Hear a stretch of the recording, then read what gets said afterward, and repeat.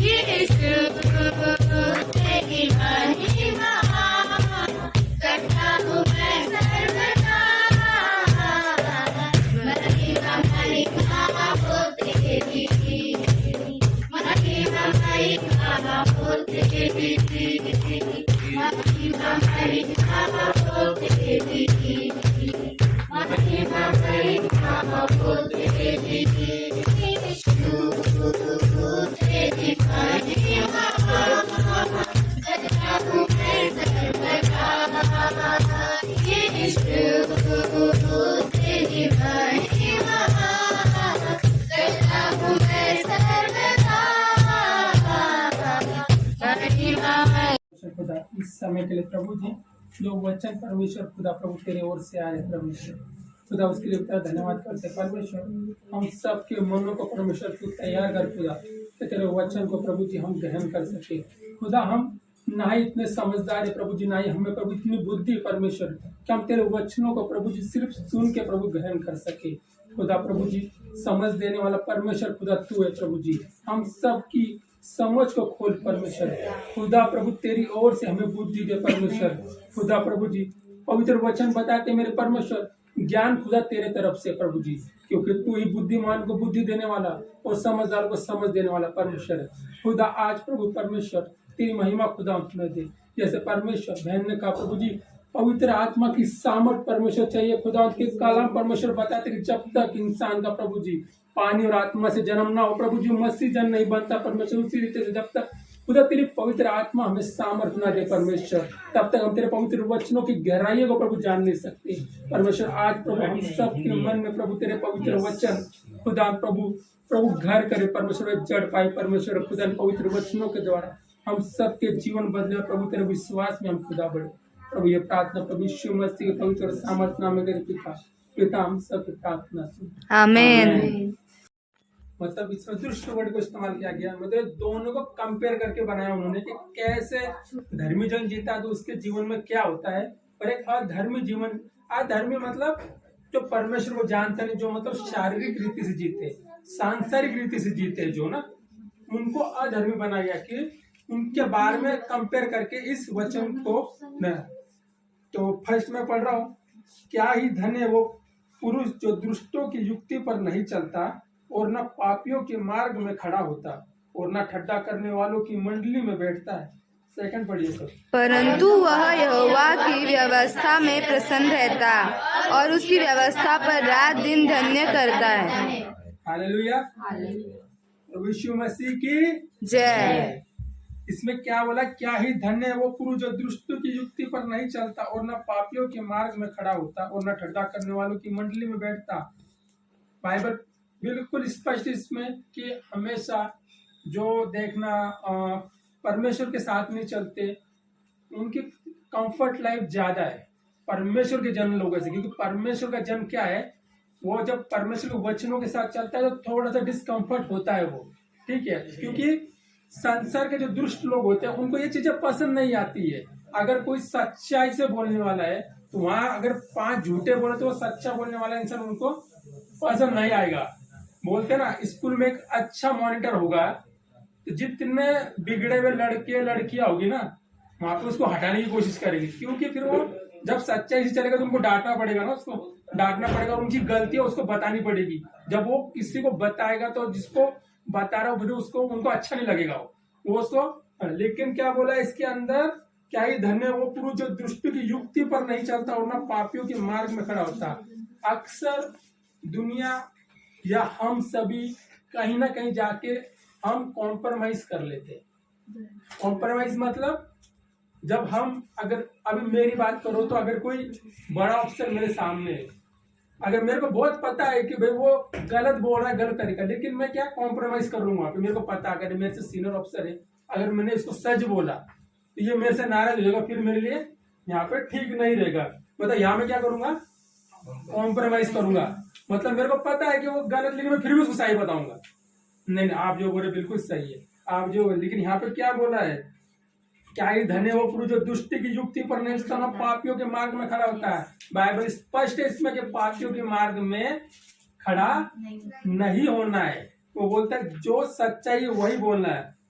परंतु वो जो यहोवा की व्यवस्था से प्रसन्न रहता है और उसकी व्यवस्था पर दिन रात ध्यान करता रहता है। यहाँ जो व्यवस्था वर्ड है की व्यवस्था से प्रसन्न रहता है और उसकी व्यवस्था पर रात दिन ध्यान करता है। जो व्यवस्था वर्ड है यहाँ पे ये किसी रूल रेगुलेशन को नहीं बता रहा, ठीक है। ये व्यवस्था वर्ड वचन के लिए बता रहा है, ठीक है। ये व्यवस्था वर्ड जो इस्तेमाल किया गया वचन के लिए ये, परंतु वो तो यहोवा की व्यवस्था से प्रसन्न रहता है, यानी कि परमेश्वर के वचन से प्रसन्न रहता है, ठीक है वो। और उसकी व्यवस्था पर रात दिन ध्यान करता रहता है, यानी कि उसके पवित्र वचनों पर रात दिन वो ध्यान करता रहता है, ठीक है। थर्ड वचन मैं पढ़ रहा हूँ। वो उस वृक्ष के समान है जो बहती नालियों के किनारे लगाया गया है और अपनी ऋतु में फलता है और जिसके पत्ते कभी मुरझाते नहीं, इसलिए जो कुछ वो पुरुष करे वो सफल होता है। चौथा पढ़िए। दुष्ट लोग ऐसे नहीं होते, वे उस बुरसी के समान होते हैं जो पवन से उड़ाई जाती है। धर्मी जन बेशक थोड़े टाइम के लिए उसको ऐसा लगे कि भाई मेरा कुछ नहीं हो रहा, मेरा कुछ नहीं सुना जा रहा, ना ही ऐसा समय हर एक के जीवन में आता है, जो खासकर जो मसीह जीवन में जीते एक समय जरूर ऐसा होता है। ये मतलब मान के चलो कि जब वो समय ऐसा आता है आपके जीवन में, पता लगता है कि परमेश्वर आपके साथ है। आप देखना, आप सोचो मैं प्रार्थना कर रहा हूँ, प्रार्थना सुनी नहीं जा रही। आप कोई काम में हाथ डाल रहे हो, वो काम सक्सेस नहीं हो रहे। आप किसी से बात कर रहे हो तो आपको ऐसा लग रहा है कि वो मेरे से ढंग से पेश नहीं, मतलब कि रिजेक्शन जिसको बोलते हैं ना, रिजेक्शन वर्ड आपकी लाइफ में आपको दिखता है, ठीक है। आप उस समय ऐसा लगता है आपको नहीं यार कुछ तो कहीं खराबी है, यानी कि शांति वर्ड समझते हो। शांति वर्ड का मतलब क्या है? Piece word. पीस जो इंग्लिश वर्ड है शालो मान लो शांति के, लेकिन अगर डेफिनेशन करेंगे हम बाइबल के हिसाब से तो शांति वर्ड क्या है? आप शांति कब फील करते हो अपने अंदर? शांति जब हम फील करते हैं जब हमको कहीं ना कहीं लगता है कि परमेश्वर हमारे साथ है, ठीक है। शांति हम कब फील करेंगे? मैंने प्रार्थना करी, हे परमेश्वर आज मेरा एक काम नहीं हो रहा, आज शाम तक मेरा काम हो जाए, और जैसे मेरे को पता लगता है कि वो काम मेरा शाम तक हो गया तो मैं एक अलग सी शांति फील करूंगा। वो काम होने की खुशी इतनी नहीं है मेरे को कि काम वो हो गया। मेरे को सबसे ज्यादा खुशी किस चीज की होगी कि परमेश्वर ने मेरी प्रार्थना को सुन लिया, परमेश्वर मेरे साथ है। वो जो शांति में फील करूंगा वो उसको बोलते हैं हम पीस, ठीक है। इसलिए बाइबल में प्रभु यीशु मसीह ने क्या बोला है? इस सब बोझ से दबे हुए लोग मेरे पास आओ, मैं तुम्हें शांति दूंगा, वो नहीं जो संसार तुम्हें देता, वरन मैं तुम्हें अपनी आत्मिक शांति दूंगा। मतलब बाइबल क्लियरली कि आत्मिक शांति अलग है, सांसारिक शांति से आत्मिक शांति अलग है। तो जब आत्मिक शांति मिलती है तो वो पीसफुल माइंड अलग ही पता लगता है और अलग ही परमेश्वर के वे पे चलता है। और देखिए यहाँ पर क्या बता रहा है, वो उस वृक्ष के समान होगा जो बहती नालियों के किनारे लगाया गया है और अपनी ऋतु में फलता है और जिसके पत्ते कभी मुरझाते नहीं, इसलिए जो कुछ वो पुरुष करे वो सफल होता है। मैं पता एक बार डिस्कम्फर्ट होता है, एक बार रिजेक्शन आता है, लेकिन उसके अंदर जो स्टेबल और परमेश्वर के साथ खड़ा रहता है, आने वाली लाइफ उसकी ब्लेस होती है और आगे वो नहीं होता। और बाइबल क्लियर बताती है वो बहती नालियों के पास लगाए, किनारे पे लगाया गया और अपनी ऋतु में फलता है। ऋतु में फलता मतलब, ऋतु में फलता मतलब क्या? सीजन में। सीजन का मतलब कुछ टाइम स्टेटिक है ना, मतलब अगर एक पेड़ में आम आना है तो पूरा साल भर आम आता है क्या उसके अंदर? फिक्स टाइम है कि भाई समय में आने, यानी कि उस समय का वो वेट करता है कि वह जब उसकी ऋतु में आएगा तो वो फलेगा, यानी जब वो फलेगा फिर वो कभी भी फिर उसका फल गिरेगा नहीं और सड़ेगा नहीं और लगातार परमेश्वर में बना रहेगा। लेकिन अब चौथे वचन को देखिए, ये किसके लिए बताया? जो परमेश्वर के साथ नहीं चलते, परमेश्वर के वचनों पे नहीं, जिनको इंस्टेंट सब कुछ चाहिए होता है। मतलब वो ये नहीं देखते कि पैसा सही रास्ते से आ रहा, गलत रास्ते आ रहा, पैसा चाहिए तो चाहिए, ठीक है, आराम चाहिए तो चाहिए लाइफ में, ठीक है। क्या बोला? दुष्ट लोग ऐसे नहीं होते, वे उस भूसी के समान होते जो पवन से उड़ाई जाती है। 5वां में पढ़ रहा हूँ, इस कारण दुष्ट लोग अदालत में स्थिर न रह सकेंगे और न पापी धर्मियों की मंडली में ठहरेंगे। 6 पढ़िए। वह धर्मियों का मार्ग जानता है, परंतु दुष्ट का मार्ग नष्ट हो जाएगा। इसमें क्लियर है। आज चाहे थोड़ी सी ब्लेसिंग जो अधर्मियों के पास जरूर दिखती है, हमारे को वो दिखता है कि नहीं, वो प्लेस है, गाड़ियां, बंगले, नौकर चाकर उनके पास, लेकिन बाइबल बताती है वो किसके सामान उड़ेंगे, वो भूसी के सामान उड़ जाएंगे वो। और जब आखिरी समय आएगा तो धर्मी जन का न्याय होगा ना, तो धर्मी जन कहाँ होगा? परमेश्वर के दाहिने हाथ में होगा।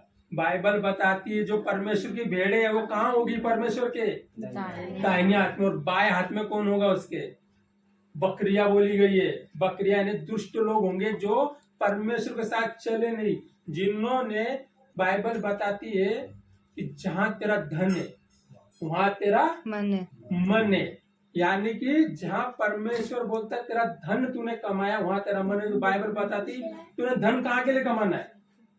कहाँ के लिए कमाना है? स्वर्ग के लिए कमाना है। कि तेरा ध्यान हमेशा उस स्वर्ग की ओर लगे रहे कि जब परमेश्वर तुझे लेने के लिए आए तो वो खुशी खुशी तेरे को लेके चल जाए। रैप्चर वर्ड सुना है ना? रैप्चर एक रैप्चर वर्ड है, जब परमेश्वर अपने जन को लेने के लिए आएगा, बाइबल बताती है। उसमें रैप्चर में जो उठा लिए जाएंगे परमेश्वर के साथ, जो नए यरूशलेम में स्वर्ग में चले जाएंगे, उसने काम को ऐसे रखो कि तुम जब परमेश्वर की ओर देखो तो आप लोगों को तसल्ली। और जब आपको पता है कि स्वर्ग में धन कमाने के लिए कोई हार्ड डिफिकल्टी वाले काम नहीं, परमेश्वर के वचन पर मन लगाओ, परमेश्वर को विश्वास रखो, जरूरतमंदों की सेवा करो। ठीक है, आप देखते हो कोई जरूरतमंद है, उसकी सेवा करनी, या उसको किसी चीज की जरूरत अगर तुम कर सकते हो तो करना है उसका। ठीक है, किसकी हेल्प करना है, कोई भूखा है, अगर उसको खाना खिला सकते हो तो उसको खाना खिला दो। यही धन तुम्हारा कहाँ इकट्ठा होता है? स्वर्ग में। अगर मैं अभी वचन में जाऊंगा तो फिर टाइम बढ़ेगा, क्योंकि बाइबल बताती है कि मैं भूखा था तो तूने मुझे खाना खिलाया, मैं नंगा था तो तूने मुझे कपड़ा पहनाया, मैं प्यासा था तो तूने मुझे पानी पिलाया। तो परमेश्वर को पिलाया क्या? हो जरूरतमंदों के लिए काम किया, जिनको जरूरत है उनके लिए तुम आगे बढ़ के काम किया। और यही धन तुम्हारा कहाँ इकट्ठा होता है? स्वर्ग में इकट्ठा होता है। और यही तुम्हारे लिए याद किया जाता है। बोलते हैं धर्मी जन की प्रार्थना से सब कुछ संभव है। तो धर्मी जन की प्रार्थना कैसे? जब आप किसी की सेवा करो, किसी को हेल्प करोगे तो आपको खालिया छोड़ता है क्या? उसके बाद बेशक कुछ नहीं, लेकिन वो आपका धन्यवाद करेगा। उसके दिल से जो दुआ निकलेगी वो आपको कहीं ना कहीं टच करेगी आके, और आपके कहीं ना कहीं काम करेगी। और ऐसे परमेश्वर ब्लेसिंग कभी खत्म नहीं होती। ठीक है, तो परमेश्वर आपको इस भजन संहिता के द्वारा आशीष करे। मैं आगे का समय फिर आशीष के हाथ में देता हूँ। हालेलुया। हालेलुया।